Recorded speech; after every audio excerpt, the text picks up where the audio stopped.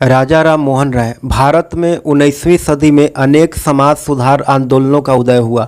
उसी आंदोलन में से एक महत्वपूर्ण आंदोलन है ब्रह्म समाज। इसके संस्थापक राजा राम मोहन राय को जाना जाता है। राजा राम मोहन राय भारतीय पूर्ण जागरण के पिता भी इनको माना जाता है। इनका जन्म जो है वह 22 मई 1772 के हुगली जिला के राधा नगर में हुआ था।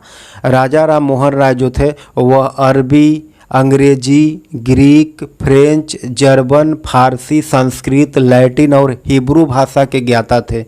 उन्होंने यानी राजा राम मोहन राय ने 1803 में एकेश्वरवादियों के उपहार जिसका नाम था तुहफात उल मुआद्दीन की रचना की।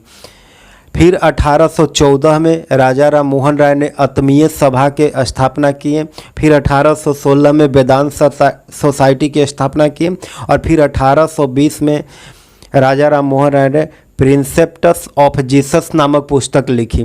राजा राम मोहन राय ने डेविड हेयर की सहायता से हिंदू कॉलेज की स्थापना किए। उन्होंने बंगला भाषा में संवाद कैमुदी और फारसी भाषा में मिरातुल अखबार का भी प्रकाशन किया। फिर 20 अगस्त 1828 को उन्होंने ब्रह्म समाज की स्थापना की और ब्रह्म समाज के लिए राजा राम मोहन राय को सबसे ज़्यादा ख्याति प्राप्त हुआ था।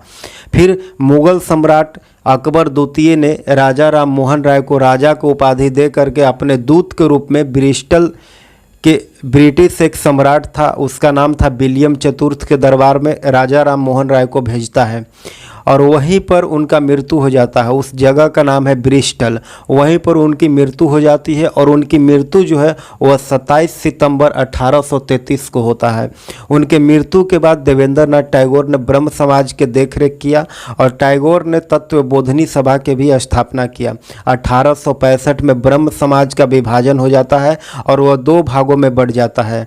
एक बढ़ता है आदि ब्रह्म समाज के रूप में जिसके प्रमुख होते हैं देवेंद्र नाथ टैगोर और दूसरा होता है ब्रह्म समाज ऑफ इंडिया के रूप।